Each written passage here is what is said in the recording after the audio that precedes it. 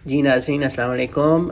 इस मुख्तसर सी वीडियो में मैं आपके साथ स्मॉग के बारे में डिस्कस करूंगा कि अगर आपको किसी भी किस्म की ब्रीदिंग प्रॉब्लम हो रही है तो आपको स्मॉग के प्रॉब्लम्स आ रहे हैं, इसका मतलब है ख़ास तौर पे अगर आपकी खांसी नहीं रुक रही, आपकी चेस्ट खड़क रही है और उसमें से वीजिंग की आवाज़ आ रही है या आपको सांस लेने में दुश्वारी आ रही है तो प्लीज़ अपने करीबी हस्पताल में जल्द अज जल्द जाइए।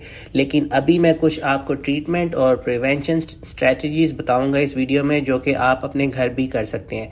नंबर 1 चीज़ ये है कि इंडोर रहिए। आप जो है ना घर के अंदर ज़्यादा से ज़्यादा रहिए, बाहर कम से कम जाइए ताकि आपका जो है स्मॉग से एक्सपोजर नहीं हो, ठीक है, एज मच एज पॉसिबल। और घर की खिड़कियां और दरवाजे भी ज़्यादा से ज़्यादातर बंद रखने की कोशिश करें ताकि बाहर की पोल्यूटेड हवा अंदर ना आए। और उस दौरान आपने क्या करना है, एयर प्यूरीफायर्स जो है ना वो घर में लगाने हैं।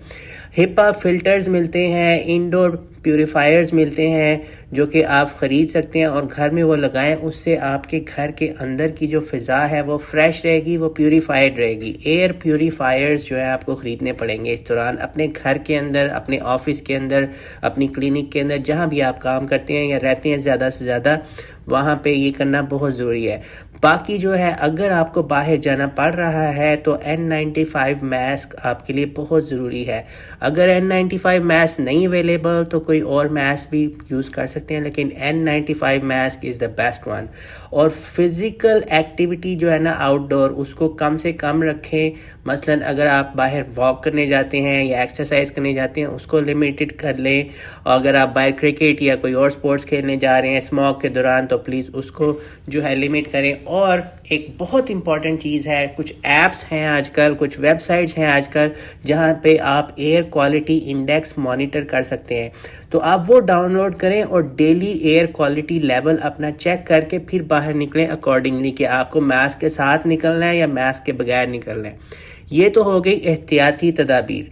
इसके अलावा कुछ कंडीशंस में हमें ट्रीटमेंट भी करनी पड़ जाती है। उस ट्रीटमेंट के लिए ये है, जैसे मैंने शुरू में बताया कि अगर आपकी खांसी नहीं रुक रही आपकी और या आपकी चेस्ट खड़क रही है या आपकी ब्रीदिंग में यानी कि सांस में मसला आ रहा है तो आपको ब्रोंकोडायलेटर्स यानी नेबुलाइजर्स और डिफरेंट अदर मेडिकेशंस की ज़रूरत है जिससे हम आपके सांस को खोल सकें, ठीक है, ताकि आपका सांस जो है इजीली आए, आपकी दुश्वारी कम से कम हो। दूसरी इंपॉर्टेंट चीज़ इसके लिए ये है कि आपने अपनी हाइड्रेशन जो है ना वो मेंटेन रखनी है। क्यों? क्योंकि ना जो आपके ब्रीदिंग ट्रैक होता है ना, सांस की जो नाली होती है, पूरा रास्ता होता है सांस का जो आपके अंदर, उसके अंदर म्यूकस जो है ना वो थिक हो जाता है और स्मॉग की वजह से वो और थिक हो के वो आपके एरिया को जो है ना रोकता है, रुकावट करता है और आपकी छाती खड़कती है। ख़ास तौर पर बच्चों में बहुत ज़्यादा प्रॉब्लम हो रहा है इस चीज़ का।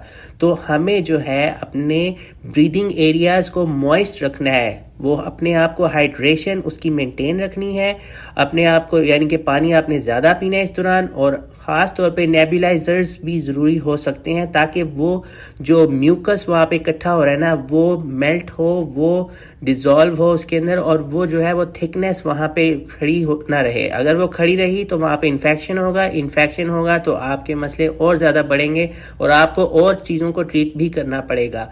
स्टीम इनहेलेशन बहुत ज़रूरी है, जिसे मैं अभी नेबुलाइजेशन कहा था वो करें या स्टीम कर लें घर में, जो आपको आसानी हो वो करें ताकि आपका सांस जो है ना उसके अंदर कहीं भी खड़खड़ाहट, कहीं भी लड़खड़ाहट ना आए, ठीक है। स्मोक और पोल्यूटेंट्स को आपने अवॉइड करना है। अगर आप बारबेक्यूज कर रहे हैं प्लीज़ इस सीज़न में मत कीजिए, try to avoid barbecue. Why? Because जितनी स्मोकिंग आपके इर्द गिर्द होगी, जितना स्मोक आपके इर्द गिर्द होगा, आपकी प्रॉब्लम्स में इजाफा होगा, ठीक है। इसलिए उसको अवॉइड करें। अगर आप सिगरेट पीते हैं तो आपके प्रॉब्लम्स मल्टीप्लाई होंगे, इसलिए smoking is very dangerous for you in this scenario and otherwise also. इसलिए स्मोकिंग को आप अवॉइड कीजिए। और अगर आपके ये घरेलू ट्रीटमेंट से फ़ायदा नहीं हो रहा तो प्लीज़ करीबी डॉक्टर को या हॉस्पिटल को या क्लोजेस्ट क्लिनिक को लाजमी फ़ौरन दिखाएं। बिकॉज ये चीज़ें जो है ना करनी आपके घर में करनी ज़रूरी है, लेकिन अगर नहीं हो रहा फ़ायदा तो प्लीज़ क्लोजेस्ट मेडिकल स्पेशलिस्ट को लाजमी दिखाएं। Because sometimes we have to intervene, we have to do a lot of things कि देयर विल बी कंडीशंस जहाँ पे हमें ऑक्सीजन लगानी पड़ जाए पेशेंट को, बिकॉज अगर आपका चेस्ट इन्फेक्शन बिगड़ चुका है और वो नमूनिया में कन्वर्ट हो गया है तो हमें स्मॉग की बेसिक ट्रीटमेंट से आगे वाले स्टेप्स की ट्रीटमेंट करनी पड़ती है। इसलिए कभी कभी ऑक्सीजन लगानी पड़ती है, कभी कभी स्टीरॉइड्स लगाने पड़ते हैं, कभी कभी हमें जो है different sort of antibiotic injections लगाने पड़ते हैं। So it depends a lot on patient to patient, scenario to scenario. So हमें अकॉर्डिंगली पेशेंट टू पेशेंट जो है ना, केस टू केस उसकी ट्रीटमेंट करनी पड़ती है। इसलिए अगर आपकी घरेलू प्रिवेंशन से नहीं फ़ायदा हो रहा तो प्लीज़ अपना जल्द अज जल्द चेकअप करवाइए। अगर आपको कोई क्वेश्चन है please ask me in the comment section. Thank you so much. अल्लाह हाफिज़।